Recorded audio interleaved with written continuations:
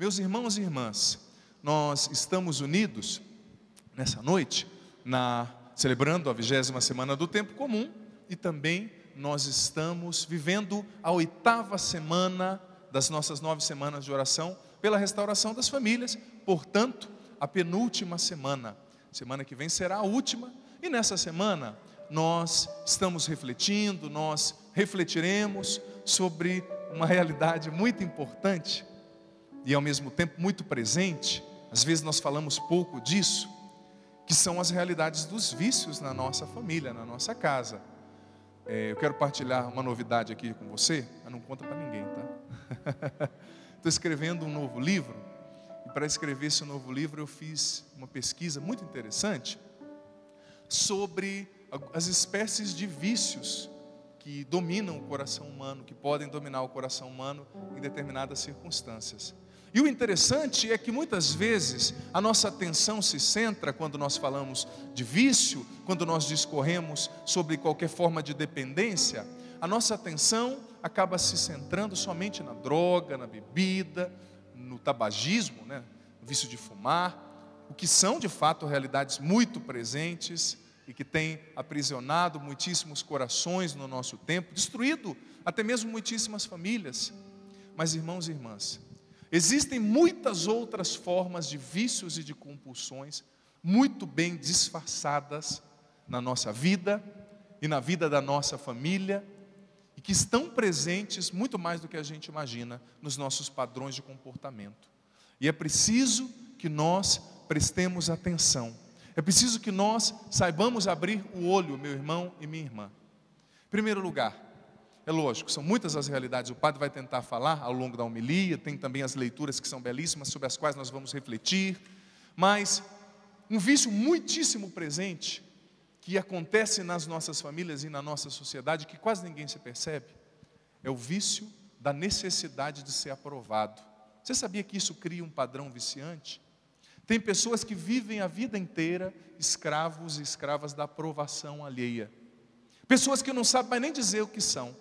Elas vão se anulando para fazer aquilo que agrada o outro. Elas vão se anulando para responder o que o outro quer ouvir.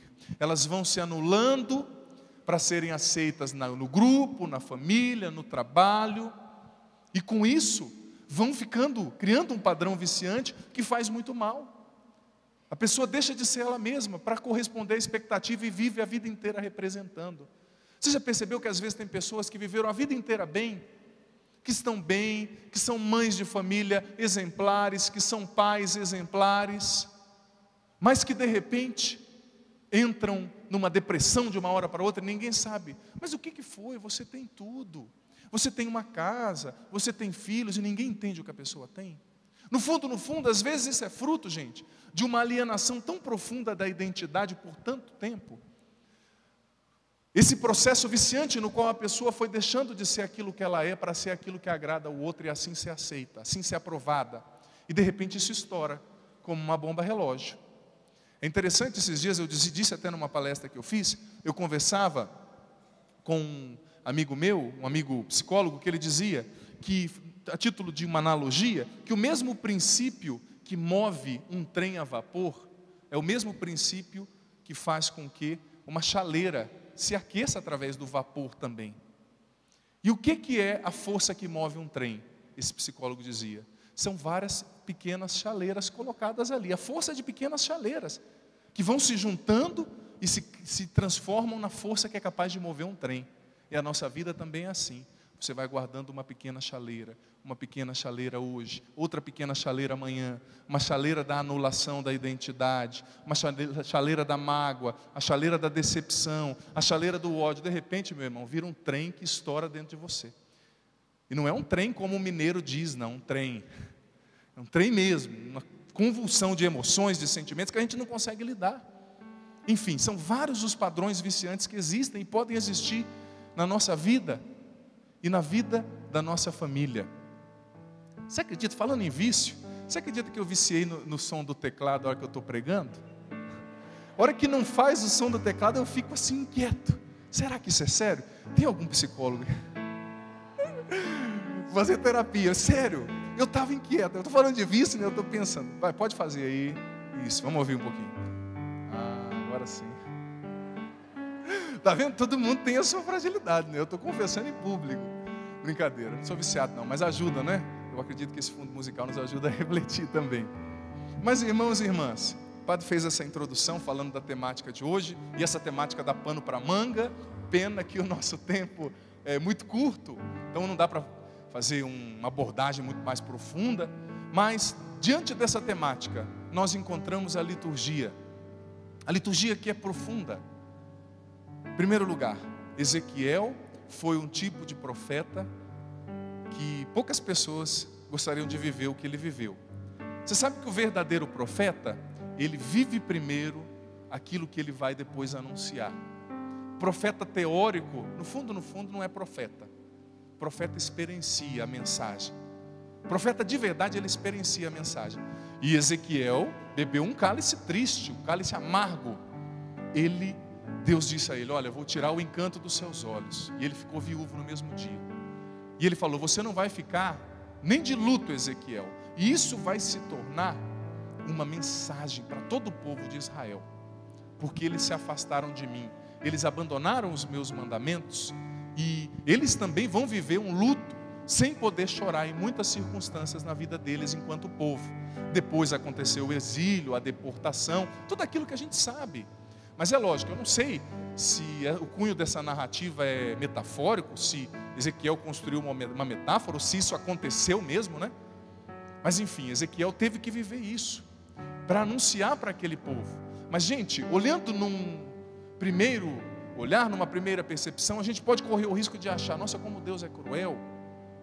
Mas no fundo, se nós formos, é que nós estamos lendo, esse é o risco. Por isso que os padres têm que ser muito bem preparados e estudar muito. Porque em uma missa a gente lê uma parte.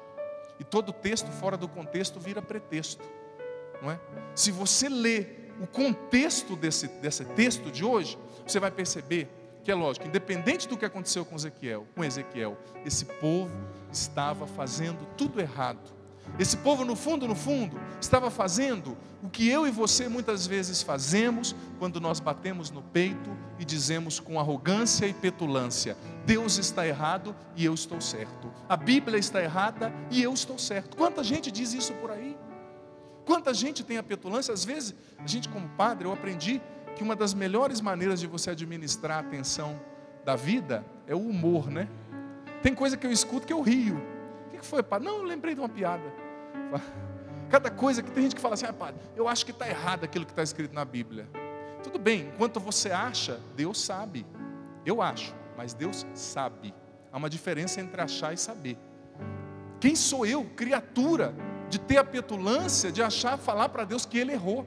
Olha, Deus, você está errado. Existe um salmo que diz, Senhor, quem pode sondar os seus pensamentos? Gente, nós somos muito pequenos. Às vezes precisa passar 10 anos para você olhar para trás e reconhecer que um sofrimento que você viveu era necessário para você amadurecer. Às vezes precisa passar 5, 15 anos para você entender algo que aconteceu na sua vida. Como eu e você vamos querer dizer para Deus que Ele tem que fazer o que a gente quer?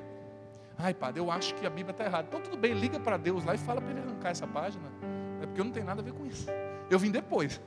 E nesses dias eu estava num lugar fazendo a dedicatória no meu livro, uma pessoa me trouxe uma Bíblia, eu falei, isso aí não foi eu que escrevi não, mas se você quiser eu assino, mas eu não tenho nada a ver com isso, né? É a palavra de Deus. Ezequiel no fundo estava combatendo essa mentalidade das pessoas que se rebelavam e achavam que Deus tinha que estar ao serviço delas, Deus tinha que falar o que elas queriam ouvir, Deus tinha que fazer o que elas queriam que fosse feito. Gente, mas isso é uma arrogância, é uma petulância. Deus sabe melhor do que você o que vai te fazer feliz, porque Ele te criou. E fora dele, toda felicidade é sinônimo de instantaneidade, não dura. Muitas vezes uma felicidade ilusória. E nisso nós entramos na dinâmica dos vícios. Jesus também no Evangelho disse, olha, você precisa observar os mandamentos, não matar, não cometer adultério. Agora tem gente que sai por aí, mentindo contra o outro, levantando falso testemunho, cometendo adultério, não honrando o pai e a mãe, e acha que é assim mesmo. Não é assim mesmo não, você está pecando contra os mandamentos de Deus, e disso você vai prestar conta, saiba disso. Não existe meia palavra na Bíblia, e eu como padre não tenho o direito de dizer outra coisa. de olhar para você e falar: ah, não, não é isso, sabe? Vamos lá, e na hora tudo acaba em pizza. Meu irmão, minha irmã, no dia do nosso julgamento não vai acabar em pizza, você me perdoe. Aqui nessa terra, tudo acaba em pizza. E eu sei que muitas vezes não se gosta de ouvir, nós não gostamos de ouvir falar dessas coisas, porque nós gostamos de ouvir somente falar assim: ai, Deus me ama. Deus te ama, mas Ele também te apresenta um caminho de vida que está impresso nos mandamentos. Só que muitas vezes a gente só quer fazer a nossa vontade. Nós acabamos saindo da rota daquilo que Deus nos mostra como caminho de realização humana. Ele que nos criou, olha a nossa petulância. Ele sabe melhor do que nós mesmos o que nos vai fazer felizes. E vamos fazendo a nossa vontade. E com isso, acontece em nós aquilo que é chamado, esses dias eu estava estudando, achei muito bonito, um pensamento num artigo, um artigo que chamava o desequilíbrio do desejo. Quando nós vamos fazendo somente o que dá na nossa telha, e quando nós deixamos de obedecer a Deus para fazer a nossa vontade, além de nós atrairmos a ruína em muitos aspectos da nossa vida, nós vamos vivendo esse desequilíbrio do desejo. Quantas pessoas hoje em dia, por exemplo, que são compulsivas no comprar? Eu comprei um carro novo, mas semana que vem o meu vizinho arranjou um mais novo. Eu já dei uma olhada, tomara que caia um abacate nesse carro. Se não tiver nenhum abacateiro, eu vou plantar na garagem dele. Ou uma jaca, se for melhor. Aí passa um tempo, você vai e compra outro carro. Aí a hora que comprou o carro, pelo desequilíbrio do desejo, aquele prazer dura tão pouco. E o desejo desequilibrado já quer arranjar uma outra coisa. Não, eu comprei um carro, agora eu quero isso, eu quero outra coisa, eu quero outra coisa, eu quero outra coisa. E não que seja ruim você galgar novas coisas na vida com equilíbrio. É bom progredir, crescer, ter um carro bom, viver bem. Mas eu estou falando do desequilíbrio de base que existe hoje em muitas pessoas no nosso tempo, na nossa sociedade. Aquele desequilíbrio no desejar. Eu vou desejando tudo, tudo, tudo. E eu acho que eu sou livre, mas no fundo, eu me torno escravo do meu desequilíbrio no desejar. Eu tenho uma coisa que eu tanto desejei, mas a hora que eu tenho essa coisa já não está boa, eu quero outra coisa. Isso em todo vício, em toda compulsão. E vamos comprando e vamos entrando em dívidas. E quantas pessoas se tornam escravas de um vício, por exemplo, e priorizam o vício e começam a viver em função desse vício, deixando a sua família, deixando tudo que tem de belo, bonito na vida, pelo desequilíbrio no desejo. Eu quero desejar tudo. Só que o desejo, essa capacidade de desejar, os sentidos do desejo, eles precisam ser educados como uma criança. Você já percebeu que tem crianças que são birrentas? Não, tem não, né? Na sua casa tem? Você já educou uma criança birrenta? Às vezes nós somos crianças birrentas diante de Deus, né? Eu vou pular essa página. Tem crianças que são birrentas. Tem criança que chora porque minha mãe é ruim. Por quê? Porque ela não quer me dar refrigerante doce todo dia. Vai criar um filho à base de doce e refrigerante para você ver. Que os dias saem rolando. Né? Foi para a escola, precisa levar o Júnior? Não, só soltar. Vai rodando. Por quê? Uma alimentação à base só de refrigerante doce, o que vai virar? Solta. Aí chega a menina e fala assim: como está a vossa redondeza? Ou a vossa pessoa? Como você está? Cara assim. Mas por quê? Porque o pai não educou, deixou comer o que quer. Vai deixar uma criança ficar jogando todo dia até de madrugada no computador? Ela vai conseguir estudar? Não vai. Os nossos sentidos também são assim, eles precisam ser educados. Sabe como você educa os seus sentidos, os seus desejos? Dizendo não a eles no momento certo. Mas essa palavra não está na moda, né? Sim, eu faço o que eu quero, eu vou onde eu quero. No fundo, todo mundo que faz o que quer sempre termina onde não quer. Porque a libertinagem não liberta, ela aprisiona. É uma ilusão. Quem faz o que quer somente, eu faço o que eu quero, como o que eu quero, eu uso droga que eu quiser. No fundo, ela se torna escrava dessa falsa concepção de liberdade que ela tem. Porque existem certos tipos de liberdade que aprisionam, gente, que são mentirosas. Mas às vezes a gente não sabe dizer não aos nossos desejos. Tudo que a gente quer, a gente tem que fazer e vai vivendo essa ansiedade, essa compulsão. E isso nos leva a um vício, o hábito, que pode se tornar um vício. É preciso equilibrar o desejo, dizer não ao desejo. Existem tantas maneiras inteligentes de dizer não ao desejo, o jejum é uma delas. Você educa o seu desejo, o seu sentido. Quando o seu corpo te fala, eu quero isso, você diz não, que nem uma criança. Está fazendo birra agora não. Quem manda em você sou eu, não é você que manda em mim. Agora, quantas pessoas que são dominadas pelo corpo, pelo apetite? Ai, padre, eu sinto uma vontade de fazer uma dieta, mas só depois de eu comer 3 quindins e 2 sonhos. Ai, padre, eu quero ser atleta, mas eu só penso isso depois que eu comer aquela feijoada. Às vezes é dominado pelo próprio instinto, gente, pelo próprio desejo desequilibrado. E tanta gente com o discurso, me perdoe a sinceridade, o discurso mentiroso. Tanta gente falando por aí, padre, eu uso droga mesmo, droga não faz mal. Olha, eu estou falando para você, eu já contei o meu testemunho. Eu fui viciado em droga na minha adolescência, não tenho vergonha de dizer. E Deus me libertou através da luta dos meus pais, da minha família. Não vem dizer para mim que já usou, não, que droga não faz mal, que é mentira. Isso é mentira. Faz mal sim.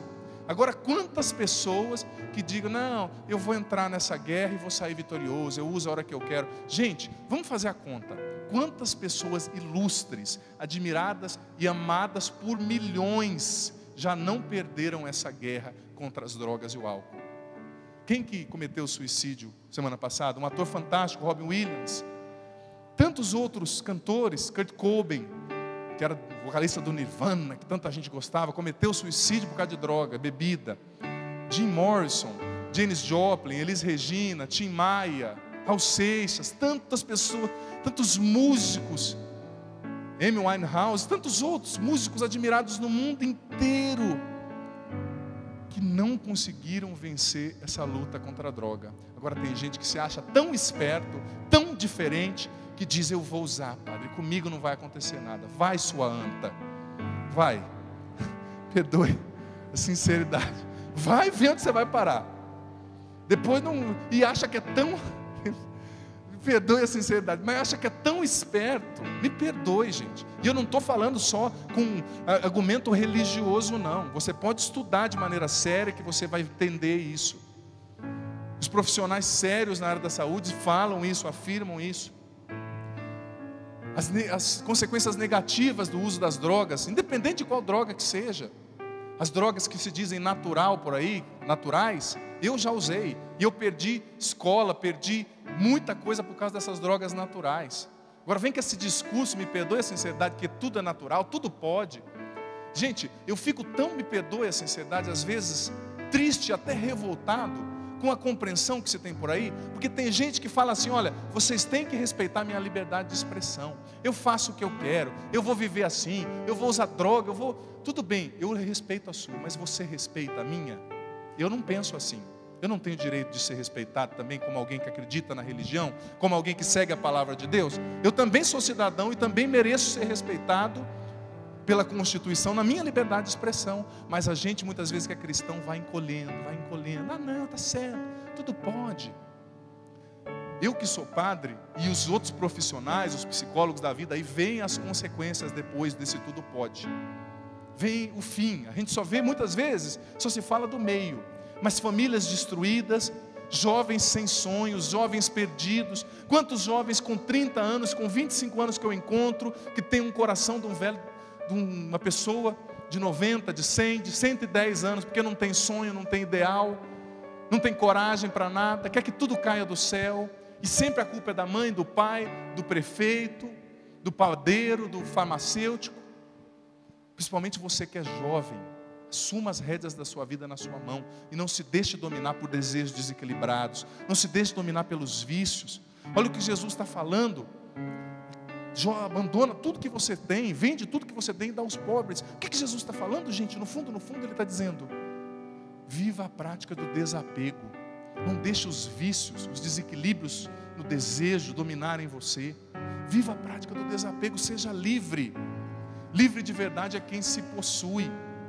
Agora tanta gente que fala, eu sou livre, mas não consegue ficar um tempo sem fazer tal coisa, sem viver aquele hábito repetitivo que se tornou escravizante. Pois bem, diante de toda essa dinâmica, eu preparei uma lista de alguns vícios que são muito reais e muito presentes na nossa vida e sobretudo na vida das nossas famílias. Primeiro que eu quero falar, que é um vício muito presente, que é o vício das drogas, não é? Como eu já falava. As drogas ilícitas, como se diz, e as drogas lícitas, ou seja, que se vende, mas que mata do mesmo jeito, como o álcool. Quantas famílias, gente, não foram já destruídas pelo álcool? O álcool em excesso, as pessoas que não sabem, né, viver, ingerir isso. Eu, particularmente, não concordo, não acho que o álcool seja benéfico para a vida de nenhuma família, de nenhuma pessoa. Mas, pois bem, quantas famílias não foram destruídas já pelo uso excessivo do álcool? Às vezes pode ser que você tenha na sua casa um pai, um avô. E sabe o que é duro? A gente cresce achando que isso é normal.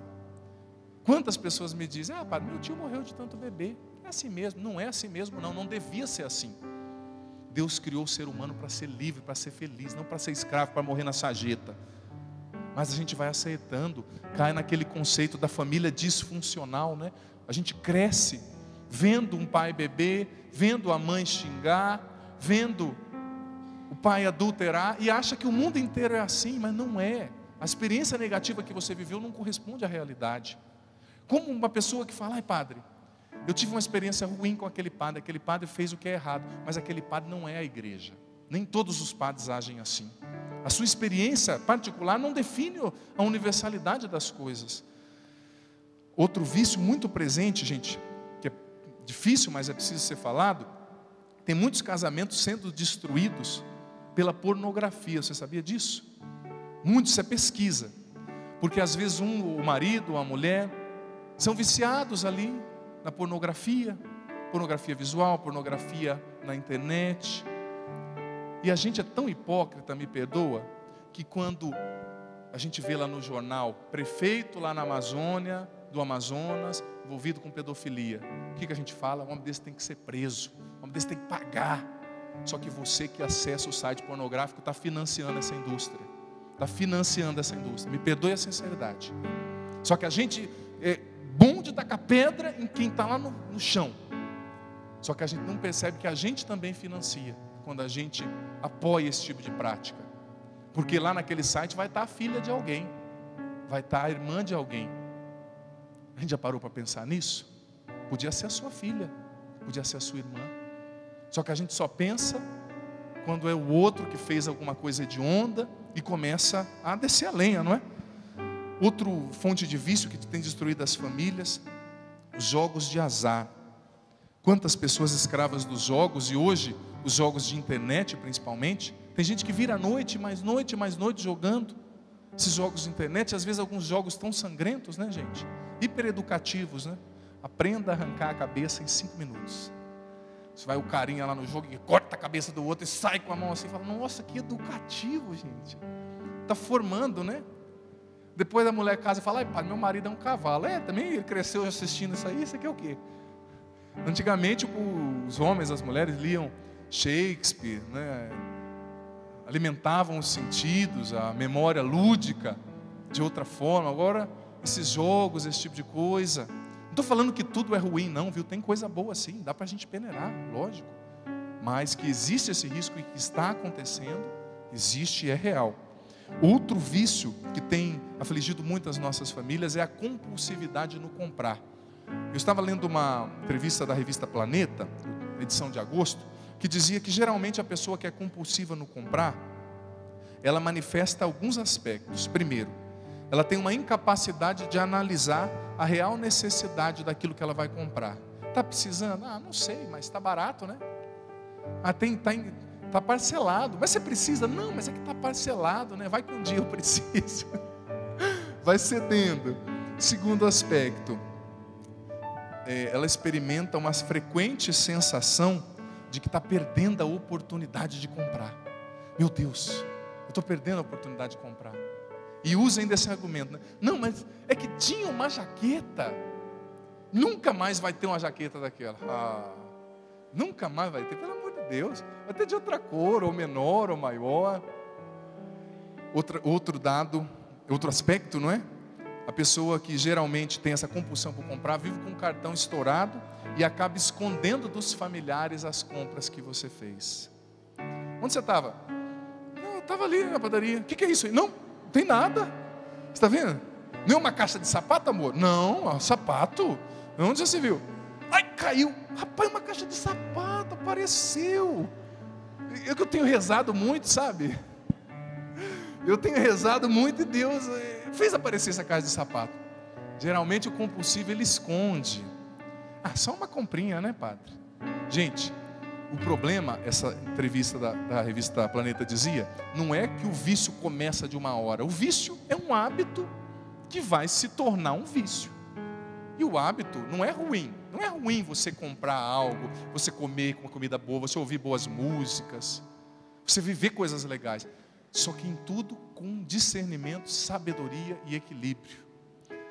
Próximo vício, eu já falei sobre ele aqui numa missa, então não vou me estender muito, a internet.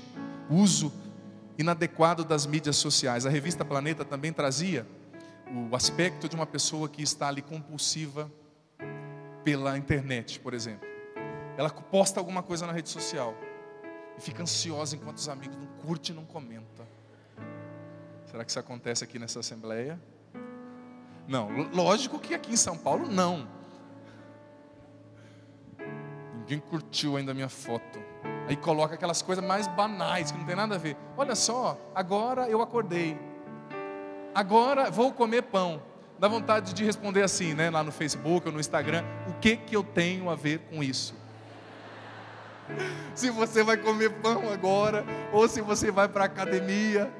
Eu acho que é bonito, é lógico, gente. Cada um, né, vai usar da maneira que melhor lhe aprover. Mas acho que é bonito você colocar uma mensagem, ou partilhar alguma coisa. Esses dias eu estava rezando pelo meu pai, que está doente, está em tratamento. Eu coloquei uma foto minha com meu pai, pedi oração, uma partilha, às vezes ali, né, tem amigos que te seguem. Mas a revista Planeta dizia que a pessoa fica compulsiva. Ela olha 8 vezes a caixa de e-mail, vê se chegou alguma coisa. Está esperando alguma coisa? Não. Por que você está olhando? Ah, não sei. Sei lá, eu gosto. E uma coisa que a revista Planeta foi dizendo também, que geralmente a pessoa que se torna compulsiva em algum vício, ela perde o tempo que ela ficaria com a família para ficar vivendo em função daquele vício. Perde o tempo de conversar com a família por causa da rede social. E não é ruim usar a rede social, o padre usa, tanta gente usa, né? A gente que, nossa geração, né? Os teens aí no nosso meio, adolescentes, eles gostam demais, não é? E curtem, né? E aquelas frasezinhas que a gente não entende, né? Que nem eu te falei, amigucho, né? Bom dia Faces, bom dia Tweets, no Instagram é Insta, tudo, né? E assim vai. Só que a gente vai sendo roubado do convívio familiar por causa das compulsividades. Outra compulsividade que a revista trouxe, que eu coloquei aqui, compulsividade pelos exercícios físicos. Algo que é bom, gente. Um hábito bom, mas que pode se tornar um comportamento compulsivo e gerar depois a anorexia e outras coisas ruins, né?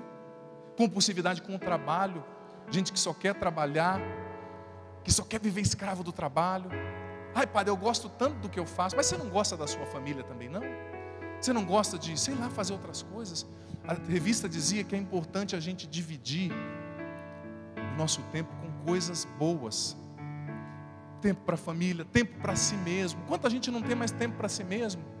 Você tem um tempo de não fazer nada? O que você está fazendo hoje? Nada. Estou que nem um peixe, só nadando, fazendo nada, né? Deita no sofá. Eu sei que é difícil, a gente tem que trabalhar mesmo, se especializar, estudar, mas você precisa reservar um tempo para você.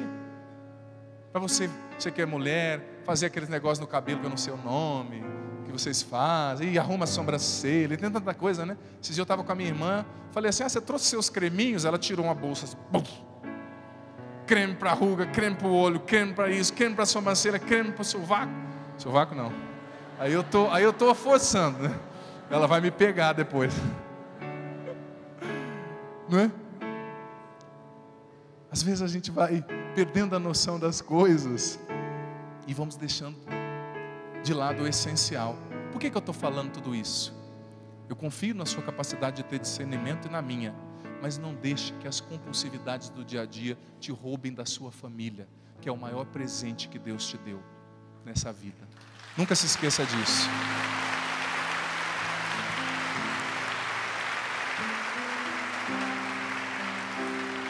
E vamos ficar em pé para nós rezarmos, para que o Senhor nos liberte dos vícios que estão nos escravizando, que estão nos roubando do convívio familiar, Até uma coisa boa pode se tornar um vício quando é vivida sem equilíbrio.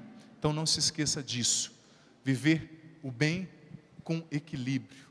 Essa é a dosagem certa para que a gente seja feliz. Vamos ficar com os braços erguidos. Levante seu braço agora comigo e repita com o Padre: Senhor Jesus, eu te suplico nesta noite, põe tua mão sobre mim,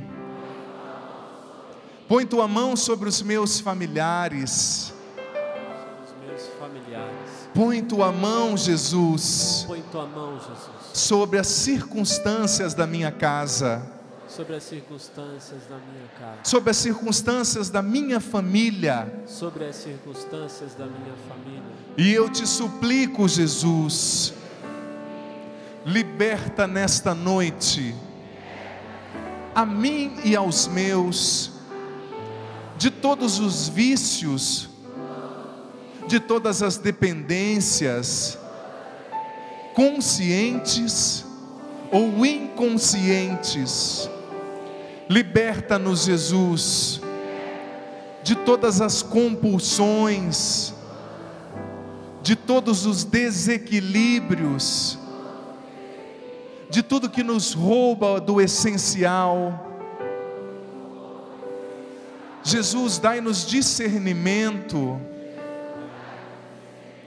dai-nos sabedoria, dai-nos equilíbrio para bem viver e bem experienciar todas as coisas, que nós saibamos priorizar o essencial, a tua presença, as pessoas, não as coisas.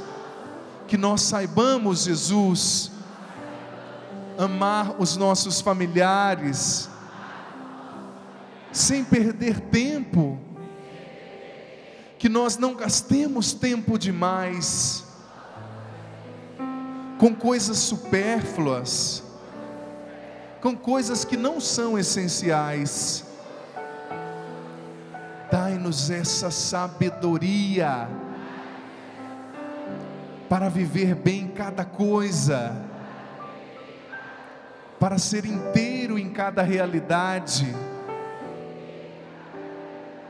que os desequilíbrios, que os hábitos compulsivos não nos retirem do convívio familiar, que no nosso lar tenha diálogo, e mesmo que o seu tempo for pouco, que nós saibamos viver com intensamente, olhando nos olhos, conversando, falando, escutando. Reina na nossa família, Jesus. Liberta-nos dos vícios. Liberta-nos do consumismo. E centra-nos no essencial. Põe tua mão sobre nós, Senhor. E com os braços erguidos, cantemos isso, pedindo que o Senhor coloque sua mão sagrada e chagada sobre nós, nos libertando e libertando os nossos de todos os males. Quando os pés cansados estão e o coração desanimado vai, meu Deus me sustenta. Meu Deus me sustenta. Cante isso, solta a sua voz, erga os braços. Quando não consigo mais acreditar que tudo vai mudar, meu Deus me sustenta. Com os braços erguidos, põe tua mão sobre mim, põe tua mão chagada. Põe tuas mãos sobre mim, põe tuas mãos chagadas pra me curar. Pois não aguento mais viver assim, Preciso em ti renascer. Cante. Preciso em ti renascer. Põe tua mão sobre mim. Levanta os braços e canta. Põe tuas mãos sobre mim. Põe tua mão chagada para me curar. Põe tuas mãos chagadas para me Pois não curar. aguento mais Pois viver não assim. aguento mais viver Preciso assim. em ti renascer. Preciso em ti renascer. Canta isso mais uma vez, mas canta do fundo da sua alma. Põe tua mão, você está pedindo a Jesus. Põe tuas mãos Sobre mim, sobre a minha família. sobre mim. Põe tuas mãos chagadas para me curar. Pois não aguento mais viver assim. Não aguento mais viver assim. Preciso em ti renascer. Preciso em Pensando na sua família, nos vícios dos quais vocês precisam ser libertos.